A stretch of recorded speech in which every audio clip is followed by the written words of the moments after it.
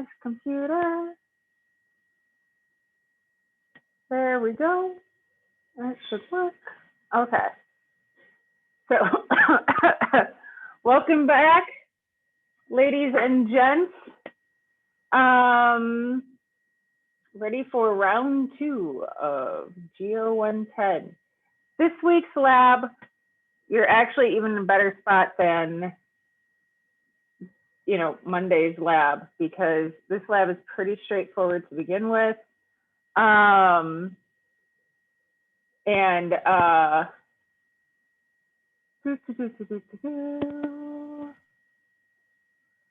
me actually, I am in the wrong tab showing.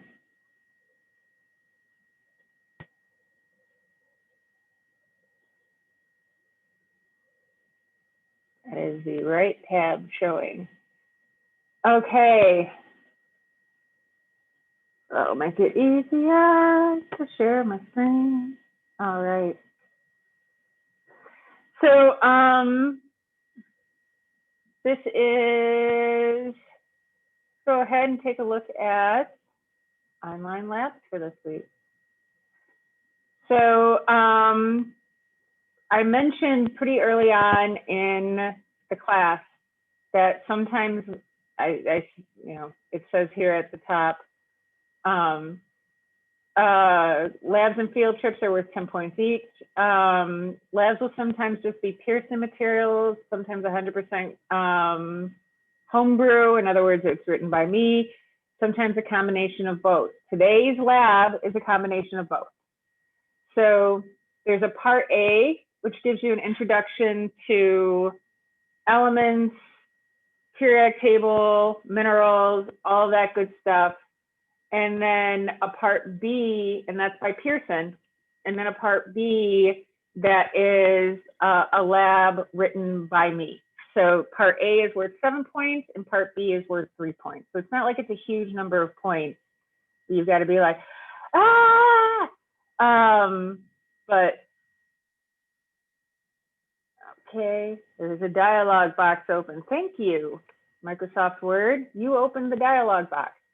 So part A is really pretty straightforward. It's just the standard Pearson multiple choice type thing. Let's get into part B, which did end up confusing a couple of people, mostly because of the section that is now highlighted wasn't there. So in the regular, in not COVID times, this lab is a lot of fun and really hands-on. I hope it's still fun. I hope it's still interesting, but you don't have mineral trays to work with. So instead, I have created a mineral identification, basically, activity here. So I'm going to read over, so the Pearson section, once again, that's the same multiple choice, follow the directions. If you get confused on a question, don't be afraid to ask me, as we've been doing this whole through, as the workbook was, all that kind of stuff. Here, the directions, you have 8 mineral descriptions below. Based on the description, fill in the chart and identify the mineral using the mineral flow chart provided. If it could be more than one mineral, list them all. Now, I'll give you a hint that really threw some students for a loop. None of the ones in this particular list have more than one mineral. So I'll just give you spoiler alert, it is only one mineral. Note, only fill in the property that you know based on the description.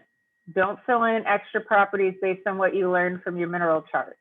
Part of what I'm checking is that you understand the description of the property based on what you learned in part A. So a good example of that is specimen 1, described as color is gray, it scratches glass, doesn't react with acid, breaks irregularly. That means that specimen 1, nothing in here describes the mineral when it's powdered. Now, as we're going to learn when we talk just a little bit more about mineral identification in just a few minutes, streak describes the mineral when powdered. So since there's no description here for what color the mineral is when it's powdered, down here where it says streak, I'm going to leave that part of the chart blank. So this entire chart each column will have some things in it, but the entire column won't be filled in. And then at the bottom here, you're going to put the identity. Now, if you're getting stuck or you're not sure if you did it right, just have me check it. I'm happy to check it for you. So, and also it's not something to stress about because we're literally only talking about 3 points, and not even that because this chart is only 2 out of the 3 points. Now, something that you have an advantage over the other class, you probably noticed that some minerals share properties while others require only one property because that property is rare. Use your chart and the internet to identify a property for the following minerals. It would help you to identify it quickly, even if that's the only property you knew. For example, only one common mineral fizzes with acid. So spoiler alert, that mineral is calcite. So for calcite, because that's the only common mineral that fizzes with acid, I would say calcite fizzes with acid. And then hematite has something distinctive, and halite has something distinctive, and magnetite has something distinctive. In our notes today, I basically gave you the answer for hematite and halite already. So if you look back over the notes that we had, particularly towards the end of class, that should help you with number 2. Now, any questions thus far?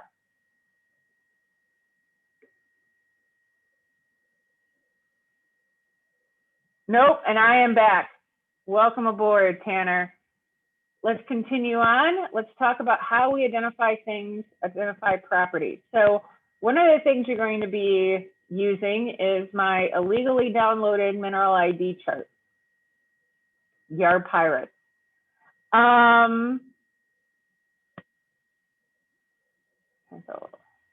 Go away.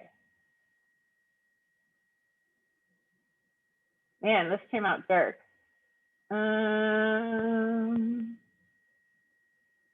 Maybe I have the other version over here.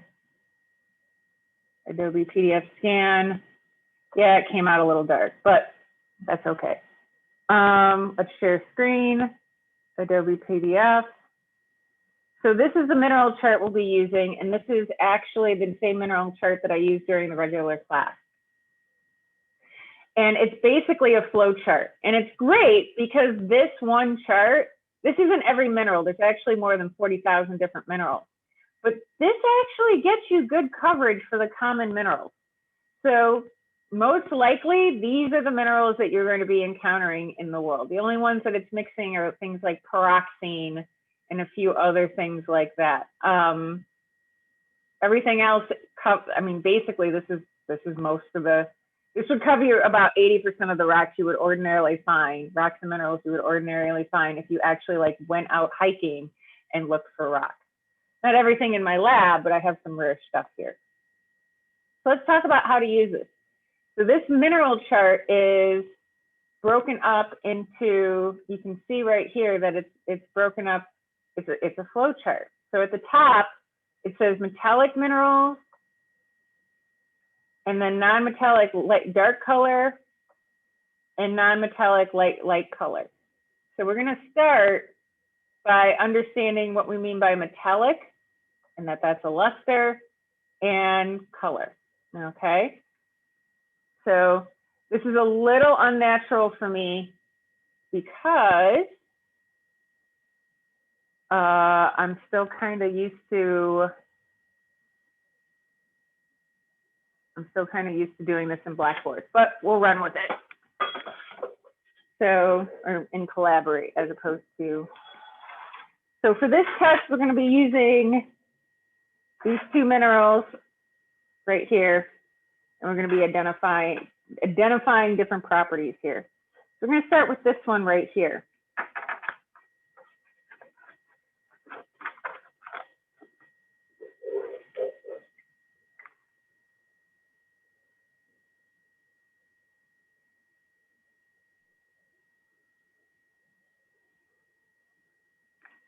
Oh, it's okay for you to be like, Dr. Eby, I can't see. Or maybe you said that already. Where is the chat? I have a question. Yes. Is there any way that you could make your screen bigger, like to see? No, you can make my screen bigger. I can't. Okay, how do I do that? So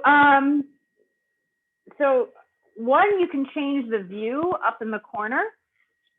So if you move the mouse around, there should be, it depends on if you're a phone or not, but you can click on the little thing called view and change the kind of view that you want. And what you want for me to be big is speaker view.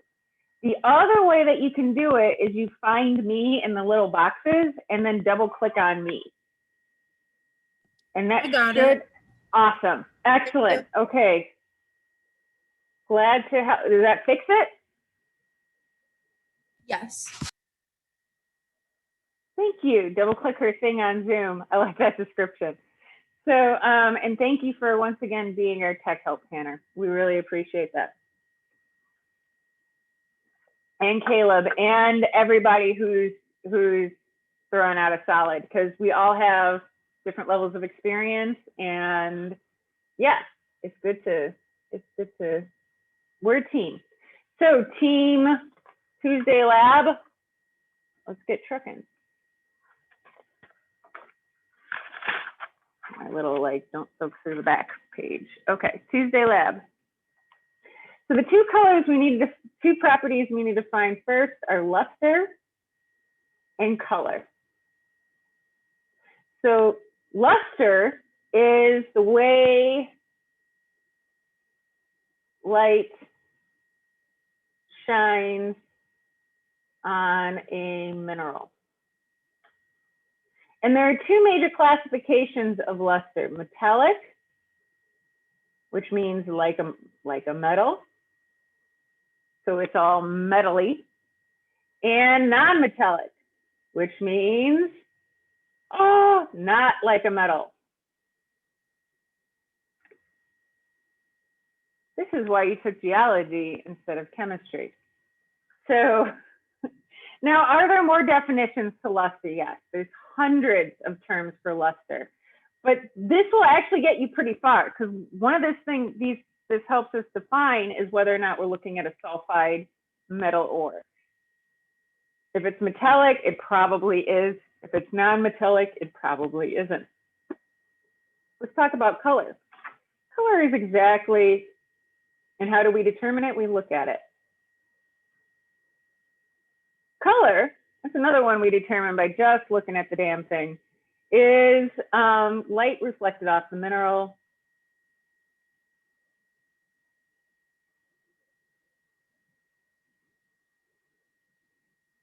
And we just look.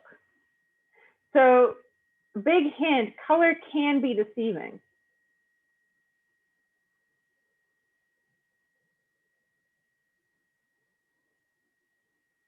So you don't want to use it as the only diagnostic property. I remember one time I didn't put away my minerals before winter break, and a bunch of lab people from biology were like, oh, Chris's lab is messy, let's clean it for her.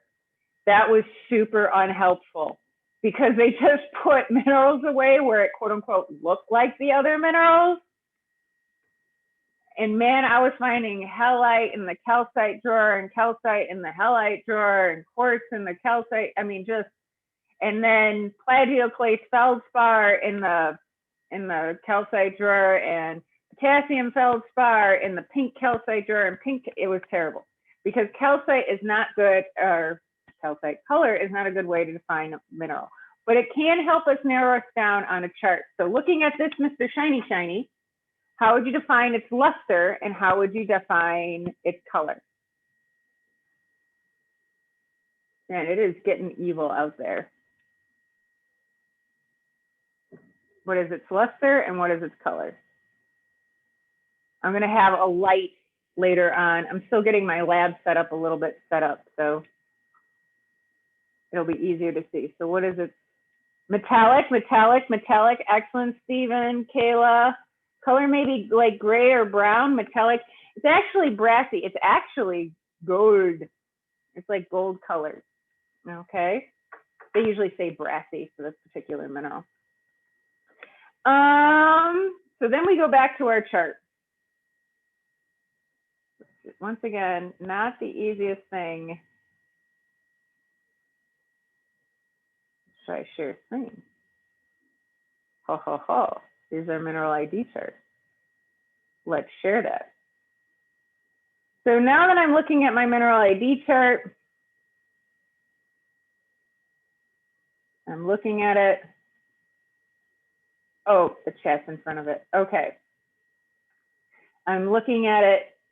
So I know that from with that shiny guy that I need to look in the metallic mineral because it's got a metallic luster. So now I see that the divisions are harder than glass, greater than 5.5, 2.5 to 5.5, and less than 2.5. So this gets into the next property, which is hardness. So let's talk about hardness. Hardness is the resistance to being scratched.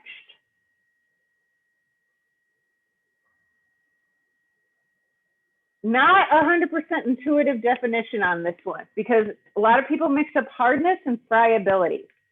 So like, for example, a diamond can't be scratched by anything else. It is the hardest substance. However, it is quite friable, which means it fractures easily. So there's been many sad people who have been like, diamond is the hardest substance. So I'm going to demonstrate this by hitting a diamond with a hammer. That is dumb because you will have diamond dust because it fractures incredibly easily. So it's the resistance to being scratched, and we use Mohs hardness scale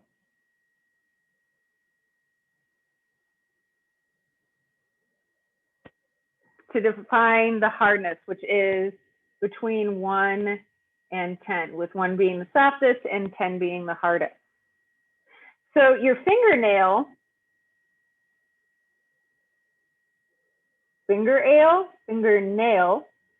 is about a 2.5. Everyone's fingernail is a little bit different. Like some people have really, like I have a really tough nail on my thumb, but some people have really soft nails. So your nail isn't exactly a 2.5 because everyone's nail is a little bit different. But that's a good approximation for the hardness of your fingernail. Glass is exactly 5.5. In fact, that's the definition. That's the hardness of pure glass. So if I take my mineral here, where's my glass? These are the icky glasses. Where's the not so scratched up glass? Oh, we'll use this piece of glass. So if I take my mineral here, if I can scratch it with my fingernail, it's less than 2.5. So I can't do that with this sample, so I know that, oops, that is the wrong pen.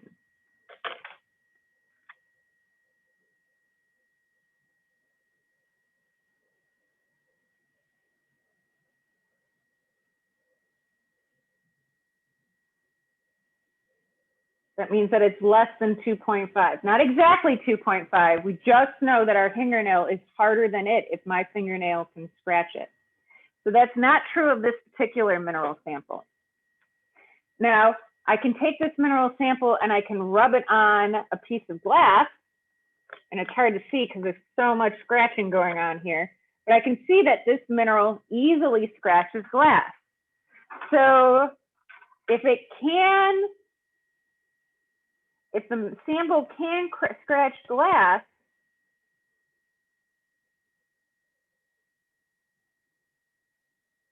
that means that it's greater than 5.5. Now, in some cases, like for example, this mineral sample right here, I can't scratch it with my fingernail, and I also can't scratch glass with it.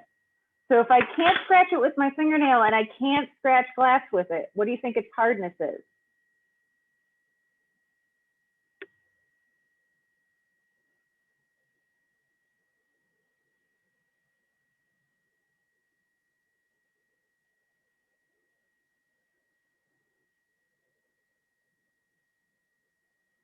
What is that hardness? Between 2.5 and 5.5. Absolutely excellent, Stephen. Excellent, excellent, excellent. Good thought, Abigail. 2.5 to 5.5. Okay. Now, I don't want to see exact numbers in your mineral identification chart because I don't give you the information for that. I want you to show that if you were really doing the testing, you know that it's a range that you're finding. If you're just using glass in your fingernail, the most you can know is that it's less than 2.5, greater than 5.5, or between 2.5 or 5.5, because it basically divides that number line into 3 separate segments, thinking of it in a kind of mathy sort of way. So going back to our sample here, we've got that it's greater than 5.5. So let's take a look at that over here.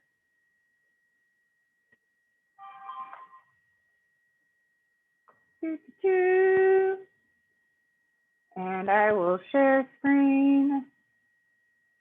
Actually, screw this. I actually have the mineral chart right here. Where'd I put it?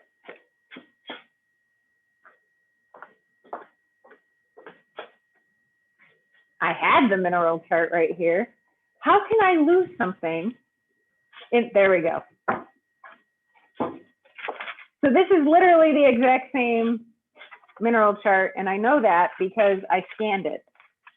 So we've got that it's a metallic mineral, right? So it's got a metallic luster. We've got that it's harder than 5.5.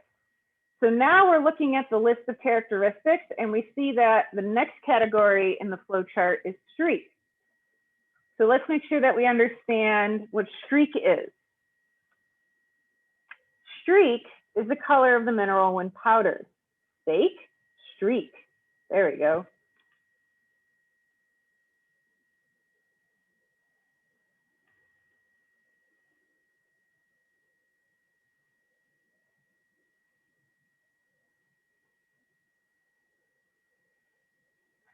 So how I figured that out is I rub it on a streak plate.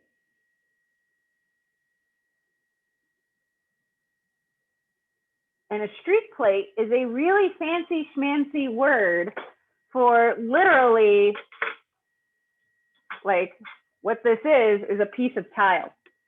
So if you have ever laid tile, you have worked with a streak plate.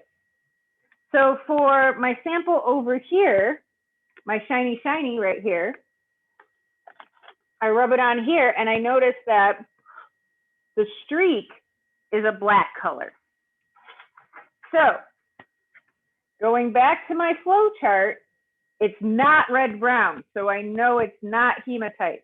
So it's either magnetite or pyrite. So it's either, because both of these have a black streak.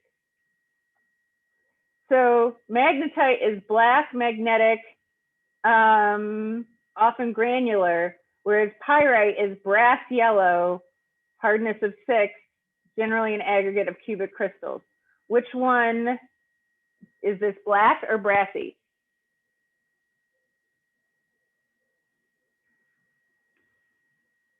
Brassy, excellent, Stephen.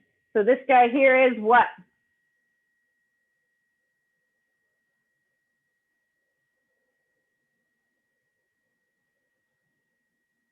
Pyrite, excellent, Stephen. Excellent, it's that straightforward. This is geology class, not rocket science. So I love geology because it's like something you can do with your hands, and it's really practical.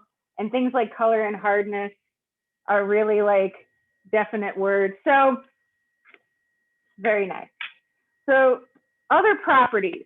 Let's talk about cleavage and fracture, because if we're going to define this guy over here, he is a light colored mineral that's non-metallic. So we go to the light colored mineral non-metallic page. That's over here. And he's between softer than glass, but harder than a fingernail. So he's in this range over here. Now, one of the things that says here are cleavage present or cleavage absent. So let's make sure we know what that word means. So cleavage and fracture are 2 different things.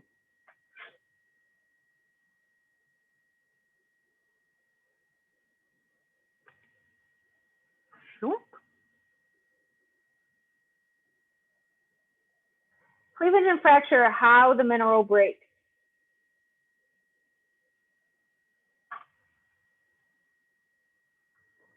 Cleavage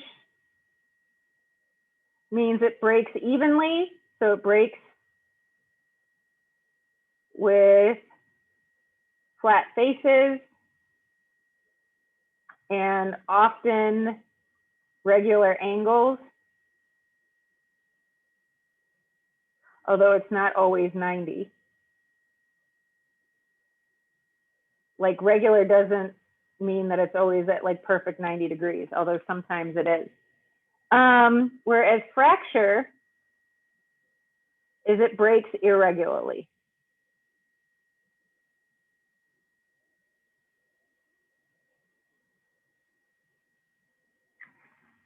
So this is another reason I really like geology, because in geology, one of the major tools, I mean, you could have like all sorts of fancy things in chemistry and physics, but one of the major tools that we use in geology is a big wompy stick. So what would be a good surface to break stuff on? How about the back of our earth science book? That'll work. So really what you do is you take a piece and you just whack it, okay, and you see how it falls apart. And with this particular sample, this is a smaller piece of this guy. We notice that it breaks apart in these perfect little like cubes, or maybe not cubes, these perfect little prisms with little right angles and flat faces. So does this guy have cleavage or fracture? I like using my whomper. Cleavage, excellent, Stephen. So then I go over to the descriptions, other diagnostic properties, because now I've narrowed it down to 3. Let's suppose that I left my acid somewhere. Where did I put my acid? I messed up my lab so badly. I gotta just take an afternoon and clean this thing back up. So I'm gonna pretend I put acid on it. There's no fizz.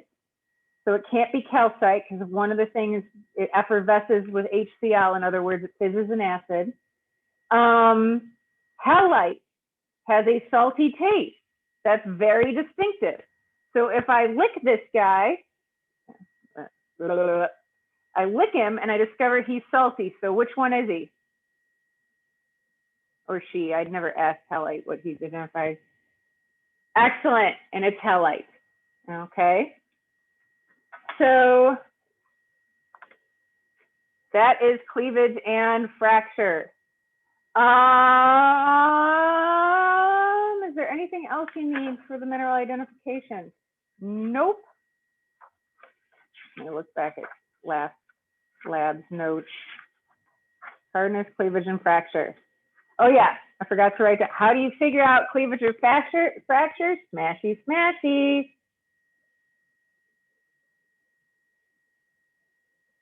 Which once again makes GEO one of the winning disciplines. What is this? Oh, I could take it to CERN and do all these complicated tests on it. In geology, how do I determine what it is? Smashy, smashy. Okay, any questions about what you should be doing or how to do it or any of that stuff?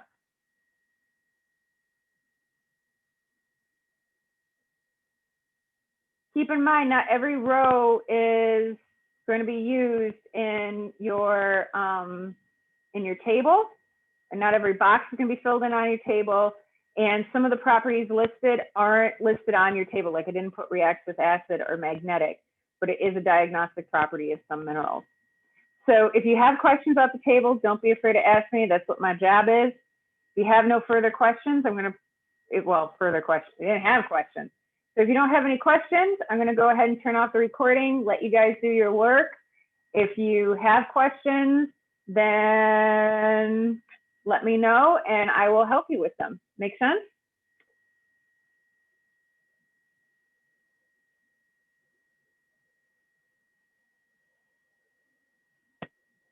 Yes? Sounds good. Excellent. Excellent. Sounds good. Thank you, Kayla, Tanner, Stephen, and Abigail. And yeah, work at your own pace. There may be a point, because it looks real bad out there. My house is like 2 blocks away. I may put myself on pause for 20 minutes and change locales, but that's not going to change what we're doing very much. It's just going to, but I'm probably going to stay here. because really it's like 2 blocks away. I can abandon my car in the JCC parking lot. So good luck, and I'm going to stop the recording and go to the ladies' room.